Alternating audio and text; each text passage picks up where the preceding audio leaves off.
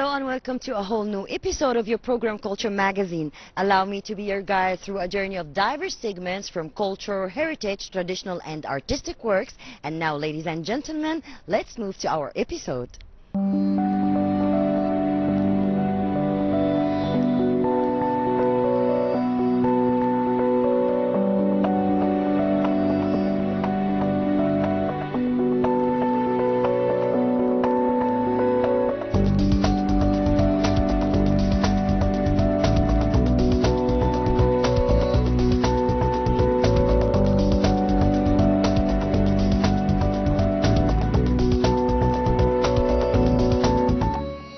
Cairo Opera House is the cultural lighthouse of the Middle East. It presents serious arts and then others of Egypt's artistic and cultural identity, exporting a lofty image of our dear Egypt and exposing this nation to a diverse range of cultural exchange.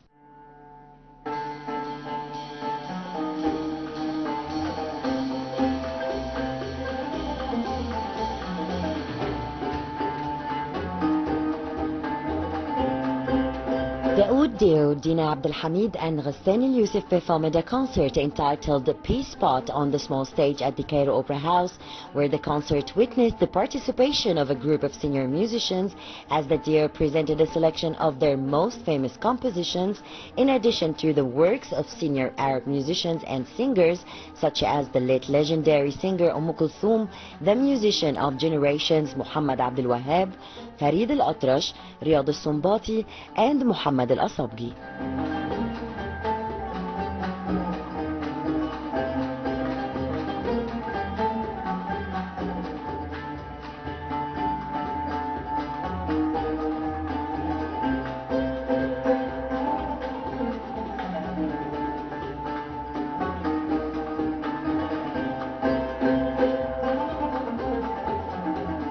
Today we are the couple Ghassan and Dina, Suna El Oud, the Oud couple. We're playing together since a long time, around 18 years, and today we are in the small hall in Opera House of Cairo. We are performing and we have a lot of surprises. We will have with us George Kalta, maestro, the big great maestro. He played with us Oud. Piano, sorry, and we have also Amr on the pan flute. This is the surprises, and the name of the concert today is Buqat Salam, which is a small piece of peace. That's Egypt. What we see around the world and around the Arab world, that we need peace, and for that Egypt is the place of the peace, which is mentioned in Al-Quran Al-Kareem, ادخلوا مصر آمنين. That's the main issue, the main topic today of the concert, Buqat Salam.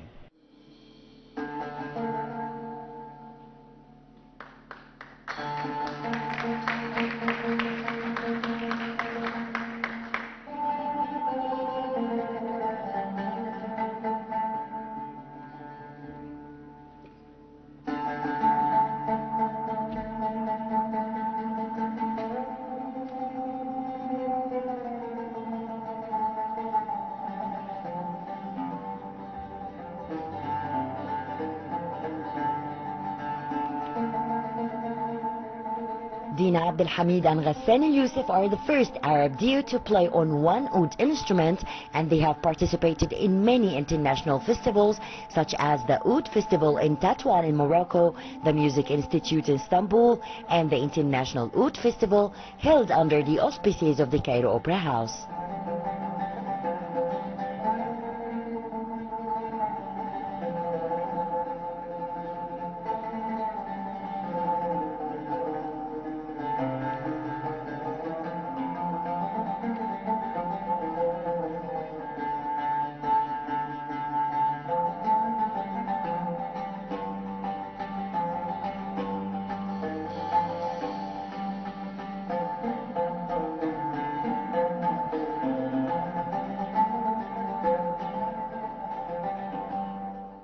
Our concert today is called a dot or a spot of peace. We all need peace in our lives. We need love. We need to have rest and to be calm to each other and love each other. So this is our mission today through music and through Oud. Today we have a new version of the Oud duet, because we have today piano with us.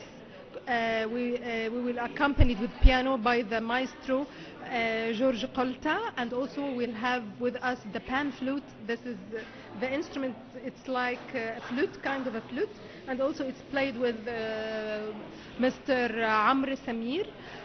Also we have today with us counterbass, percussion, drum session, drum set, and also a riq. So today our concert will be mixing between Oriental music and Western music from our pieces. Yani, for example, today we will play together a piece called Miramar. It's composed by me, and it will be accompanied with the piano, and also the piano player, Mr. George Kolta, made his own version of music to accompany the oud, and it will be very nice. And as well the pan flute. Today both the piano and the pan flute are Western instruments, but they today will accompany us, and we will have a very nice and unique mix together.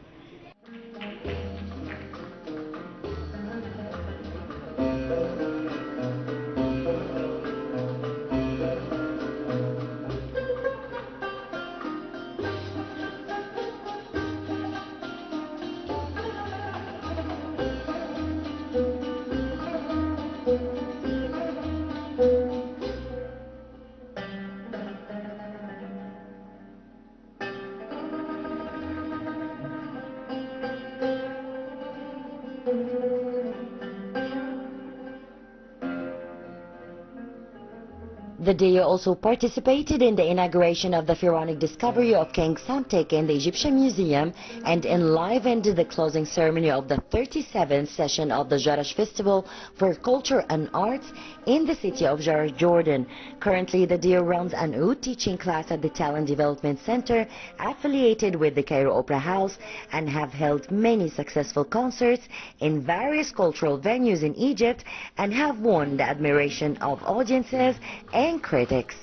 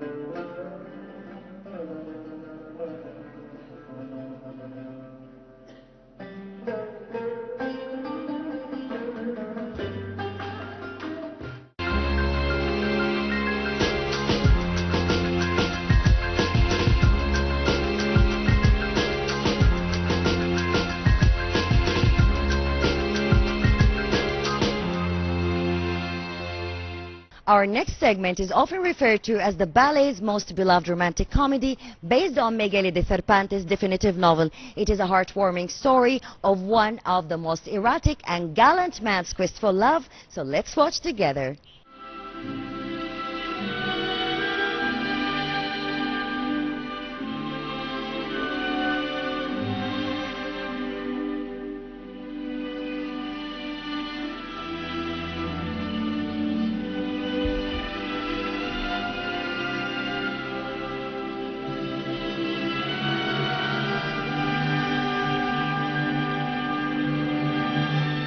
The Cairo Opera House, in cooperation with the Russian Embassy in Cairo, presented the Don Quixote Ballet by the stars of the Moscow Classical Ballet Company under the title Days from Moscow in Egypt. The ballet is choreographed by Marius Petipa, Alexander Gorsky, Natalia Kasapkina, Vladimir Vasilov, and costume design by Elizaveta Dvorkina, author music by Ludwig Menkos, and artistic director Ivan Vasilov.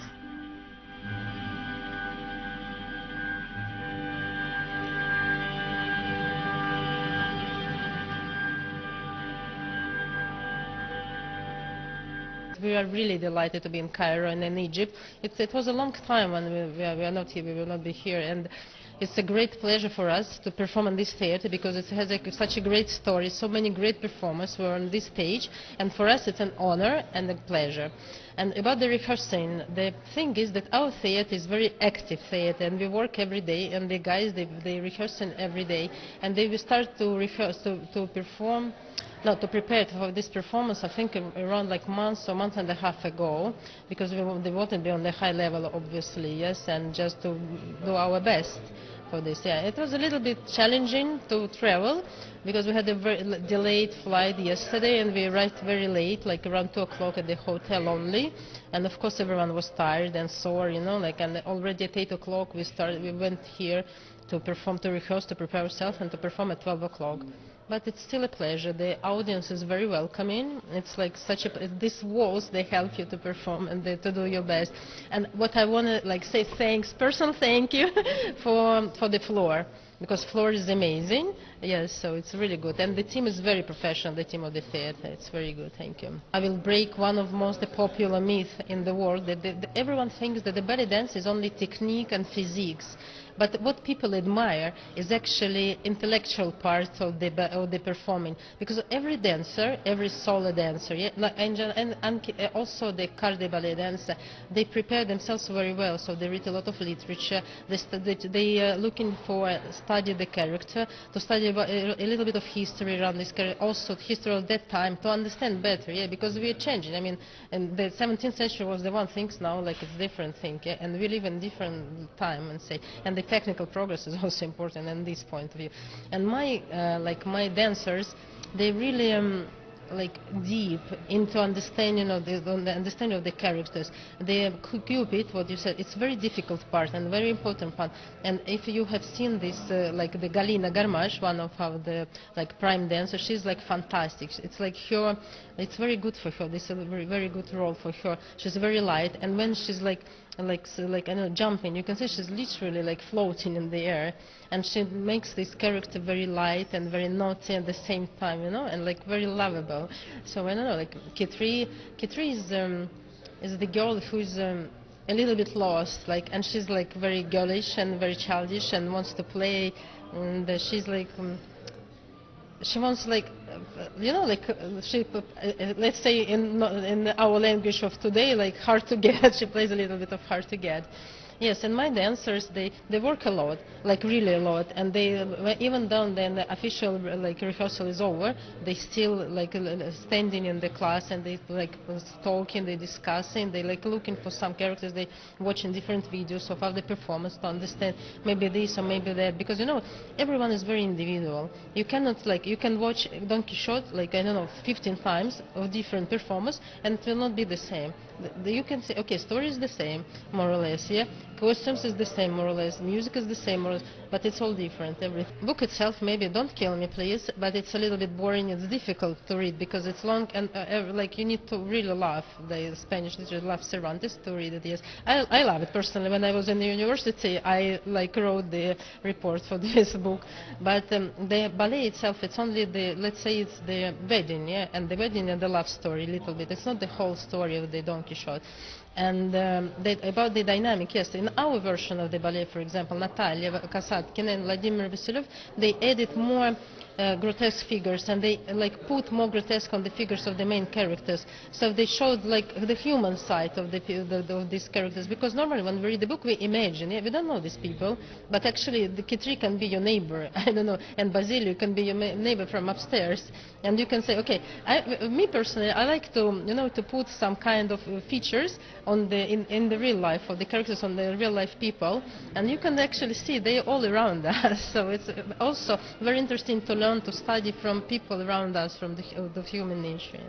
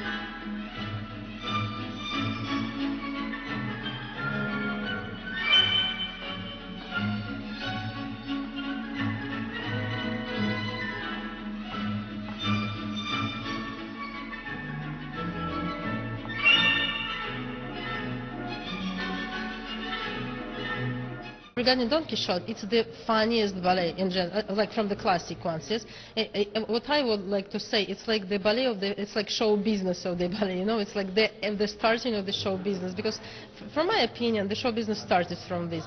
Because the ballet was like in France, it was in 17th century when it was official. First ballet theater was created, and then like from time it's developed, and it became, of course, it became most like fashionable in 19th century, the end of 19th century, and then, of course, the Russian school of ballet has more than 300 years. Yeah, so I mean, like we put, like Russians, I mean, Russian school, there's this dedication, etc. They put a lot of things in the ballet, and it's a lot of discipline and all the standards and etc. But Don Quixote is the ballet where you can relax and just enjoy, because you can see how the, like on the second act, I adore second act, because it's like such a like party vibe, you know, like you can see everyone is drinking, having fun. You can see these two drunks who brought this girl from the port. She's like, no, actually, like the girl of one of the oldest profession. But you can see how they have fun. Also, here's the love story and some kind of playful, joyful moment between the people, and they all united and then just to dance to like and as you can see, there's all different cultures also in this act. So, and they at the end they all united, they dance together, they sing together. Actually, what we do, I don't know, centuries. Yeah, like it's all the unites people and different races, nations, and you know, skin colors. As like from my experience, what I would say, discipline. And do not fix on how do you look like, but fix on your like technique. Of course, I would like to say inner self, but it's like everyone says now. But as for me, for ballet, it's a work, it's a hard work, and the talent is maybe 10% of this hard work. Yes, and if I know, like for example, a lot of dancers, they will say it when they were little, no, you're not a good dancer, you cannot jump, you cannot do this, you cannot do that, and they start to work. They stayed after class, they stayed after school, and they were working, and discipline every day. Like whatever happened, they worked. For example, Galina, as you mentioned, she was doing Cupid in the first performance, and in the second performance she does Kid 3. She's amazing. She works, I don't know, like she always working. And and the thing is, she's always doubting herself. No, if I can do this, or I can do this. No, I need to try this, I need to do this. And this is very important, you know, like always working on yourself, like developing yourself. Yeah. I really would love, I maybe say something now that someone will create at the end. I would love to put maybe like, you know, like games of the gods, something like this, to bring the gods, put them down on earth. It's not the like new story, but create something in the ballet. Yeah, like, you know, like using like 3D mapping, like videography, different techniques, different like technical arts, and create such a story, like visual and physical, and you know, like audio visual, that will, you know, will blow your mind. In general, as you mentioned, like working with like live orchestra is much better, because okay, like the phonogram, it works, it's always the same rhythms, I think, and you can see, but with a live orchestra, it's also people, yeah, and they put something like individual in this performance, and you can say, like for example, my dancers, they have very like straight connection with the conductor, and they say, okay, no, please, here, or wait a little bit, like do the pause and then like do this drop, or like no, change the rhythm, make it faster, make it like, you know, slow. Because for example, our Don Quixote, the music, our Don Quixote is very, very dynamic, and music even faster than another, like another editions of the Don Quixote.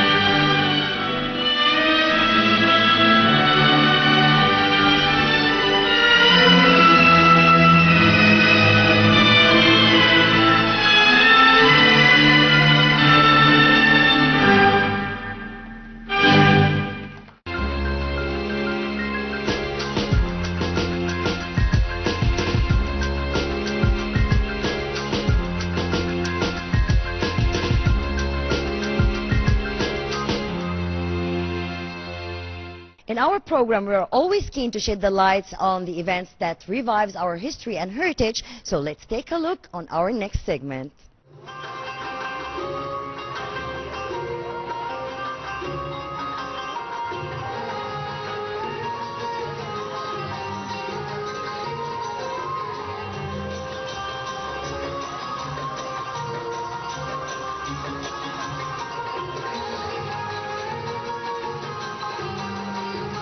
Within the framework of the Ministry of Culture's support for various types of arts and reviving the Egyptian artistic heritage, the Cairo Opera House, headed by Dr. Lamia Zaid, presented a concert for the Arab Heritage Music Ensemble led by Maestro Dr. Mohammed El Mogi on the Arabic Music Institute Theatre stage.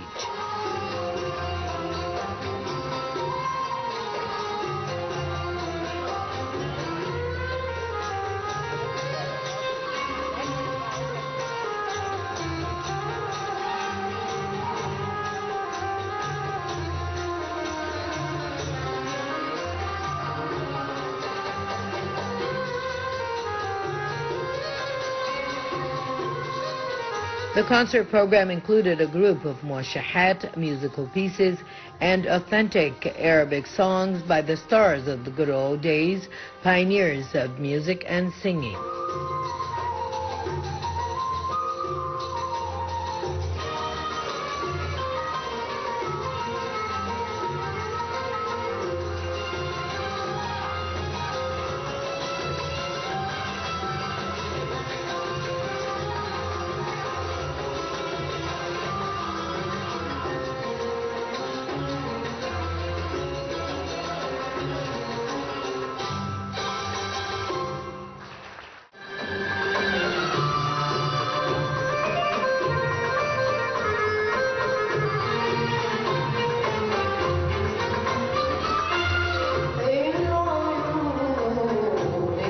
Among these artistic works and songs are I Have Never Been So Much in Love or عمري ما دقت الحب, We Are Back My Love or راجعين يا هوا, We Fell in Love or دبنا يا حبايبنا, You Sleep the Nights While I'm Awake, يا نايم الليل وأنا صاحي, and many more songs.